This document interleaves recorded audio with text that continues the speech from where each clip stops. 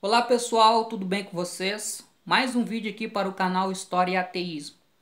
Algum tempo atrás eu fiz um vídeo onde eu falei sobre alguns livros que eu tinha recebido e que eu iria futuramente utilizar esses livros como fonte para a produção de material aqui para o canal. Um dos livros era este aqui, Livres Pensadores, uma história do secularismo americano, da jornalista Susan Jacob. Eu já comecei a fazer a leitura do livro, estou quase na metade. E este vídeo aqui que eu estou gravando para vocês é o primeiro vídeo baseado em material deste livro aqui. E eu gostaria de neste vídeo falar para vocês então da biografia de uma livre pensadora do século XIX que foi muito importante dentro daquele contexto, que é a judia Ernestine Rose. Eu ouvi pela primeira vez o nome Ernestine Rose no canal do YouTube da Cláudia e da Karina, que se chama As Netas de Ernestine Rose. Até vou deixar aqui o link do canal delas na descrição deste vídeo para vocês acessarem, se inscreverem no canal e acompanhar o material que elas produzem. No livro da Susan Jacob, eu então acabei me deparando com a história da Ernestine Rose com mais detalhes. Tá? E é sobre esta história que eu quero falar com vocês aqui. Peço, antes de entrar no assunto propriamente, para quem ainda não é inscrito no canal, para se inscrever no canal, a inscrição é gratuita. Também para curtir o vídeo, comentar, compartilhar, que essas ações ajudam a fazer com que esse material possa ter uma maior repercussão, um maior alcance. Bom, Ernestine Rose, né? Quem foi essa pessoa? Então, Ernestine Rose, ela nasceu no ano de 1810 em uma família judia na Polônia. Na adolescência, ela acabou questionando os dogmas da religião judaica e, como a Susan Jacob coloca, através desses questionamentos, ela acabou por se afastar da religião judaica, mas esse afastamento foi mais radical, por não se tratou apenas de não seguir os preceitos da religião judaica. A Ernestine Rose, ela rompeu com a crença na existência do Deus que havia sido ensinado a ela dentro do seio familiar. Ela também, a partir desse momento de efervescência, e de questionamento, ela também acabou rompendo, se rebelando contra um casamento arranjado que o pai dela havia realizado. E claro, tinha questões sociais e questões religiosas envolvidas no casamento. Ela foi na justiça, né? A Susan Jacob coloca até que foi algo bem comum para a época.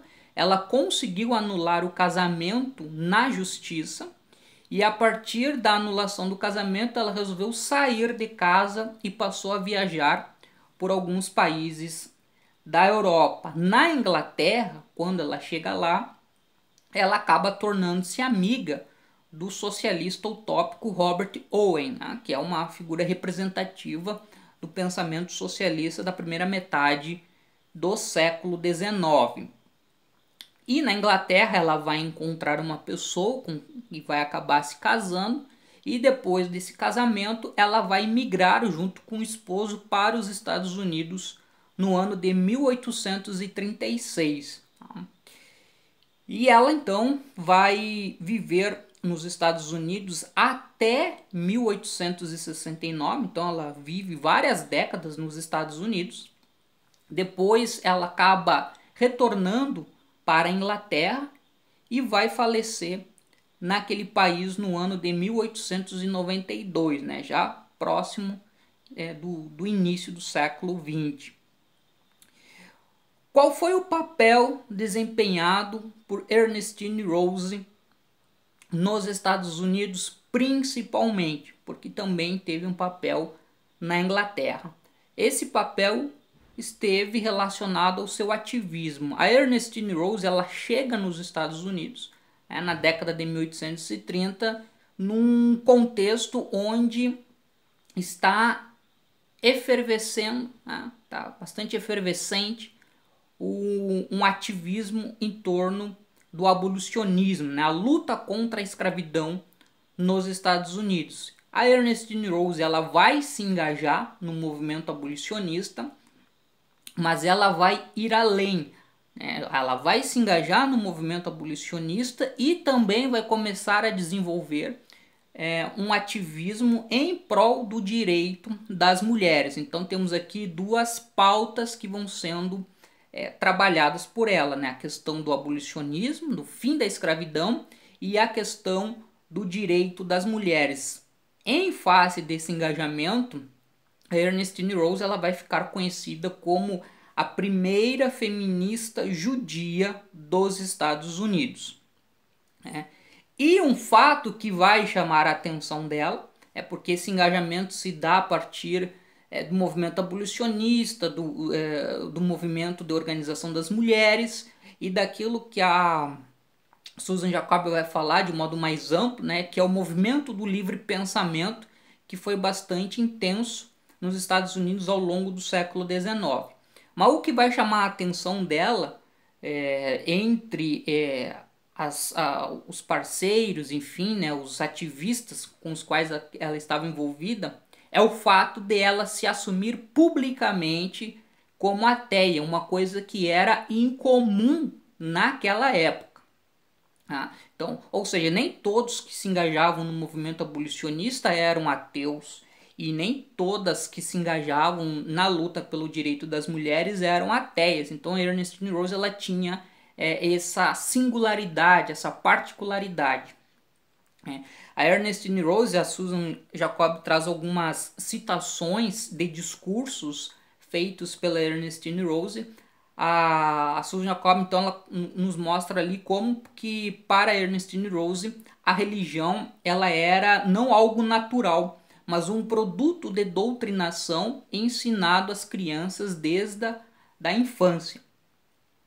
E um outro ponto que ela ressaltava no seu ativismo era a separação igreja-estado, ou seja, a defesa da laicidade do Estado, que nos Estados Unidos era algo que já já era garantido pela Constituição dos Estados Unidos do final do século XVIII, mas que, mesmo garantido pela Constituição, ao longo do século XIX, grupos religiosos faziam militância e pressionavam por mudanças nesse tópico em relação à Constituição dos Estados Unidos, defendendo então uma maior proximidade, um maior vínculo entre a igreja e o Estado.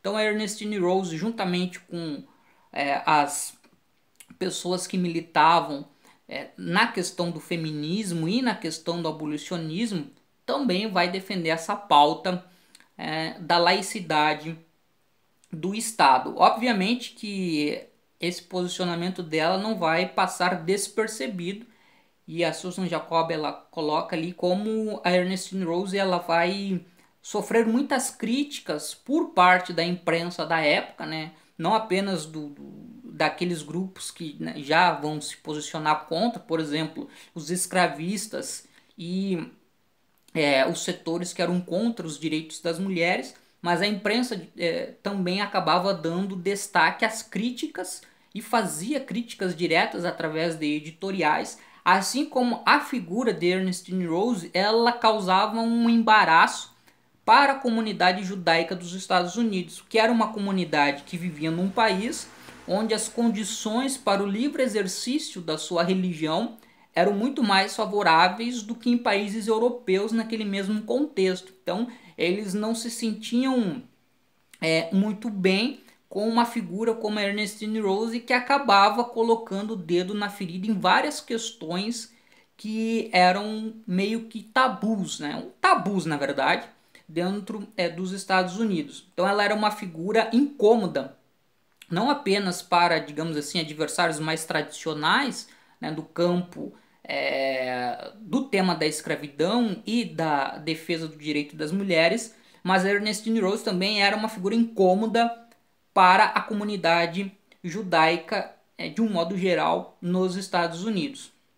Apesar de todas essas críticas que ela recebia e tal, ela manteve seu ativismo até o final da vida, né? Então ali, como eu falei, em 1869 ela acaba retornando para a Inglaterra e no final da vida ela vai começar a ter alguns problemas de saúde, o que vai impedir com que ela tenha um ativismo constante, mas ainda assim ela vai, dentro das suas possibilidades, continuar escrevendo, dando palestras e participando de eventos em prol, particularmente, da luta pelo direito das mulheres, já mais para o final da vida.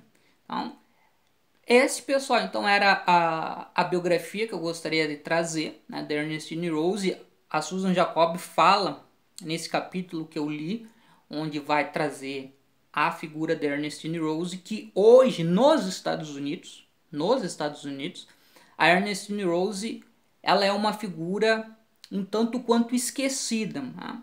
Então vejam só, se nos Estados Unidos ela é uma figura um tanto quanto esquecida, imagina aqui no Brasil, onde esse próprio ativismo do livre pensamento dos Estados Unidos do século XIX ainda é pouco conhecido. Então, acredito que vale a pena nós trazermos a memória da Ernestine Rose aqui para ver essa figura referencial na luta do livre pensamento, direito das mulheres e outras pautas que ela defendeu, tá? Então, deixo aqui meu abraço a todas e a todos e até breve.